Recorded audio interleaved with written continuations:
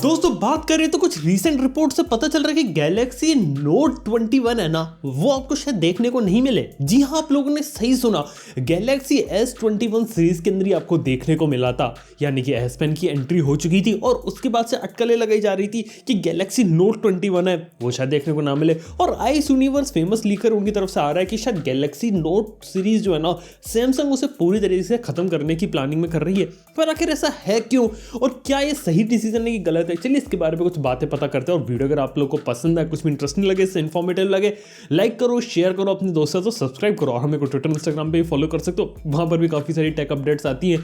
लेकिन सबसे पहले बात करें जो कहानी की जो शुरुआत होती है ना, वो आज से लगभग 10 साल पहले होती है। यानी कि आज से 10 साल पहले यानी 2011 में पहला गैलेक्सी नोट 1 आपको देखने को मिला था और 2010 में देखने को मिली थी गैलेक्सी S सीरीज।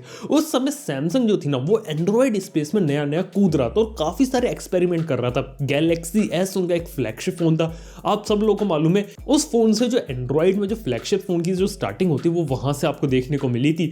और बात करें नोट सीरीज की, तो वो उनका एक एक्सपेरिमेंटल फोन था जिसके अंदर वो बड़ी स्क्रीन के फोन को टेस्ट कर रहे थे कि लोगों को ये पसंद आता है कि नहीं आता। और क्या हुआ, लोगों को बड़ी स्क्रीन का फोन पसंद आने लगा और सैमसंग के पास दो काफी अच्छे प्रोडक्ट कैटेगरी हो गई थी। एक नॉर्मल फोन ले लो रेगुलर साइज वाला, और एक बड़ी स्क्रीन का फोन ले लो। लेकिन फिर आगे चलते चलते जब लोग बड़ी स्क्रीन के फोन की ज्यादा डिमांड करने लगे तो S सीरीज के फोन का साइज भी बड़ा होने लगा और नोट सीरीज भी पहले से ज्यादा बड़ी होने लगी। और घूम फिर के लास्ट में आप लोगों को पता है क्या हुआ, ये S सीरीज और नोट सीरीज है ना, वो काफी ज्यादा कंपेरेबल हो गए। काफी अच्छा एग्जांपल है कि S सीरीज से पहले नॉर्मल फोन आता था, फिर एज आने लग गया, फिर प्लस आने लग गया और फिर पिछले साल से अल्ट्रा भी आपको एक देखने मिल गया। और देखा जाता है नोट सीरीज और S सीरीज के बीच की जो लाइन होती है ना, वो बहुत ही ज्यादा ब्लर हो गई। मतलब आप इसे ऐसे समझ सकते हैं कि S सीरीज और नोट सीरीज के बीच में जो डिफरेंस होता है ना, वो काफी ज्यादा कम हो गया। आज के समय में क्या रहता है, साल की शुरुआत में वो लोग S सीरीज लॉन्च होते हैं और सब साल खत्म होने वाला है तो इससे जस्ट पहले ये लोग अपना नोट सीरीज को ले आते हैं। यानी कि अगस्त सितंबर तक आपको गैलेक्सी नोट देखने को मिलता है। और गैलेक्सी नोट है ना, काफी तक गैलेक्सी S सीरीज के फोन जैसे ही होता है। दोनों में काफी माइनर डिफरेंसेस होते हैं, डिजाइन वगैरह में डिफरेंस होता है, थोड़ी बहुत चीजें इधर उधर कर देती है लोग, लेकिन बेसिकली जो फोन होता है इंटरनल कंपोनेंट्स वो काफी हद तक सेम होते हैं। काफी तक स्पेसिफिकेशन भी उनके अंदर आपको सेम देखने को मिलती है और भी कुछ कुछ चीजें सिमिलर देखने को मिलती है। यानी कि मैं सिंपल लैंग्वेज में बोलना चाहूँ, जो नोट सीरीज है वो S सीरीज से थोड़ा सा रिफाइंड वर्जन होता है विद वन मेजर फीचर, और वो होता है S पेन, जो कि इसको एक अलग बनाता है। और काफी सारे लोग नोट सीरीज को S पेन के रूप में ले सकते हैं। लेकिन इस बार क्या हुआ, S सीरीज के अंदर ही यानी कि S21 अल्ट्रा के अंदर आपको S पेन देखने को मिल रहा है। वेल टेक्निकली S पेन उसके अंदर नहीं है, उसको आपको अलग से परचेज करना पड़ेगा और एक अलग से सेपरेट एक्सेसरी है, फोन के अंदर रखने की जगह भी नहीं है। लेकिन हाँ, वो ये कह रहे हैं कि जो फीचर आपको नोट पे मिलते थे वो आप S सीरीज में भी इंजॉय कर सकते हैं। और इसीलिए अगर हम लोग देखें कि अगर नोट सीरीज के ऊपर कोई जाना चाहता है आदमी, उसके लिए S सीरीज भी एक ऑप्शन है जिसके अंदर वो नोट सीरीज का वेट ना करके ऑलरेडी मार्केट में जो S21 अल्ट्रा है ना, उससे ले सकता है और S पेन के मजे ले सकता है। उसके अंदर आपको सारी वही फंक्शनलिटी देखने को मिल जाएंगी। तो जो नोट सीरीज को जो लेने वाले लोग हैं ना, वो ऑलरेडी काफी ज्यादा कम हो जाएंगे। और ये देख के भी थोड़ा सेंसिबल डिसीजन लगता है कि यानी कि दो अलग अलग सीरीज को एक के अंदर ही मर्ज कर दो। यानी कि S21 अल्ट्रा ही आपका नोट 21 अल्ट्रा, यानी कि गंगाधर ही आपका शक्तिमान है। कुछ आप बात इस तरीके से समझ गए ना, लेकिन यहाँ पे पूरी बात खत्म नहीं हो जाती। अब बात आती है कि चलो वो नोट सीरीज को नहीं बना रहे, लेकिन S21 पे इतना ज्यादा फोकस करने का मेन रीजन क्या है? अब S21 है ना, वो साल की शुरुआत में लॉन्च होता है, पूरे साल आपको सेल होते हुए देखने को मिलता है।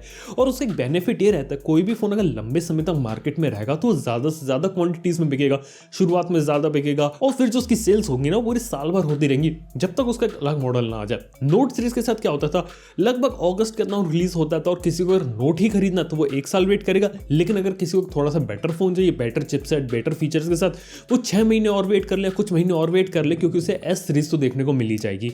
अब क्या होगा कि वो सिर्फ S सीरीज ही बनाएंगे और हो सकता है कि S सीरीज की जो सेल्स है वो आगे चल के काफी ज्यादा बूस्ट हो जाए। ये एक बेनिफिट आपको देखने को मिल सकता है। और उसके साथ एक सबसे इंटरेस्टिंग चीज हमें यह पता चली कि हो सकता है कि जो नोट सीरीज है ना, उसे वो S सीरीज के अंदर ही मिला दे और नोट सीरीज को रिप्लेस कर दे किसी नई सीरीज के साथ, और वो हो सकता है गैलेक्सी Z फोल्ड सीरीज। पिछले साल नोट 20 अल्ट्रा के साथ रिलीज हुआ था गैलेक्सी Z Fold 2। वो एक फोल्डेबल फोन था, आप लोगों को मालूम है, लेकिन अब हो सकता है कि उसी टाइम पीरियड में आपको गैलेक्सी Z Fold 3 देखने को मिल जाए, जो कि काफी अमेजिंग चीज होगी। यानी कि सैमसंग क्या करे कि नोट सीरीज को कंप्लीटली रिप्लेस कर दे गैलेक्सी Z Fold सीरीज से, क्योंकि देखा तो प्लानिंग ये हो रही है कि गैलेक्सी Z Fold के अंदर भी आपको एक S Pen देखने को मिल जाएगा, स्टाइलस देखने को मिल जाएगा, फोल्डेबल फोन होगा, यानी कि अनफोल्ड करते एक टैबलेट आपको देखने को मिलेगा। सारी की सारी चीजें जो काफी हद तक आपको नोट सीरीज में देखने को मिलती थी ना, अब वो सारी चीजें वो तो S सीरीज में लाने वाले हैं और एक बिल्कुल ही ब्रांड न्यू कैटेगरी को इंट्रोड्यूस कर रहे हैं, जो कि ऑब्वियसली उनकी फोल्डिंग फोन की सीरीज है, जिसके अगर नॉर्मल फोन नहीं खरीदना, उससे ज्यादा अगर वो स्पेंड कर सकता है तो उनके लिए फोल्डेबल फोन का काफी अच्छा ऑप्शन मार्केट में अवेलेबल रहेगा। यहां पे सैमसंग ये कर रही है। लेकिन इसके साथ एक और सवाल आता है कि हमेशा जो गैलेक्सी नोट था ना, पिछले बार से कुछ हमेशा अकेले लॉन्च नहीं हो रहा था। यानी कि आप लोगों को मालूम है नोट 21 के 2 वर्जन देखने को मिले थे, एक हायर एंड मॉडल था और एक बेस एंड मॉडल था। इसमें आपको पीछे की तरफ आपको प्लास्टिक देखने को मिलता था और उसको भी लोग सिर्फ इसलिए पसंद करते थे क्योंकि कम प्राइस के अंदर आपको S Pen जैसी फंक्शनलिटी मिल जाती थी। और अब देख के लग रहा है कि शायद इस बार जो सैमसंग है ना, वो प्रॉपर नोट 21 ना निकाले, लेकिन गैलेक्सी नोट सीरीज में एक FE लाइट वर्जन या फैन एडिशन निकाल सकती है।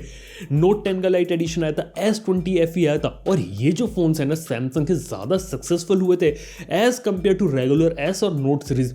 पीछे का मेन रीजन ये था कि महंगे महंगे जो फीचर्स जो आपको फ्लैगशिप फोन में आते हैं ना, वो उठा के उन्होंने अपने सस्ते फोन के अंदर डालना चालू कर दिए और इसलिए फोन की जो सेल्स है वो काफी ज्यादा बूस्ट हो गई।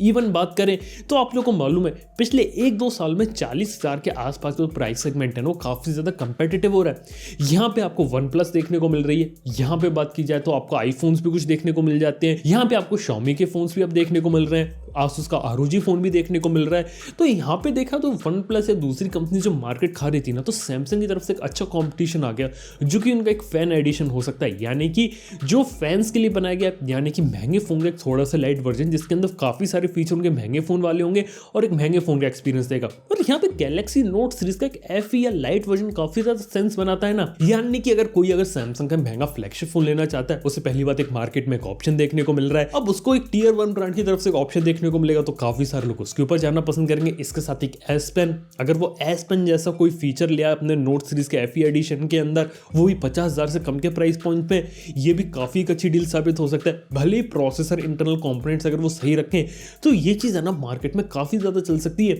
ये देखा तो यहाँ पे काफी किलर चीज हो सकती है। तो कहने का मतलब ये कि नोट सीरीज है वो कंप्लीटली डेड होने नहीं वाली। नोट सीरीज मेरे को लगता है रहेगी, लेकिन वो अपना शायद नाम बदल के आगे आती रहे। हो सकता है शायद आपको नोट 21 देखने को मिल जाए, वो शायद आखिरी नोट 21 हो, लेकिन ये बिल्कुल हो सकता है कि आपको जो S Pen होता है ना, वो आपको महंगे फोन सस्ते फोन में कहीं ना कहीं देखने को मिलेगा। तो नोट सीरीज तो खत्म नहीं होगी, मतलब वो अपना नाम बदल के अलग अलग रूप में आपको देखने को मिलती रहेगी। तो यार ये पीछे की कुछ कहानियां चल रही जो मेरे को लगता है। वैसे आप लोग क्या लगता है, गैलेक्सी नोट सीरीज सैमसंग को खत्म कर देनी चाहिए कि नहीं कर देनी चाहिए? इस बारे में आप लोग की ओपिनियन है, बात नीचे कमेंट में बताना ना भूलो। वीडियो अगर आप लोगों को पसंद आए तो लाइक करो, चैनल को सब्सक्राइब करो। थैंक यू आपका वीडियो देखने के लिए। मैं आपसे मिलता हूं नेक्स्ट वन में। Good bye.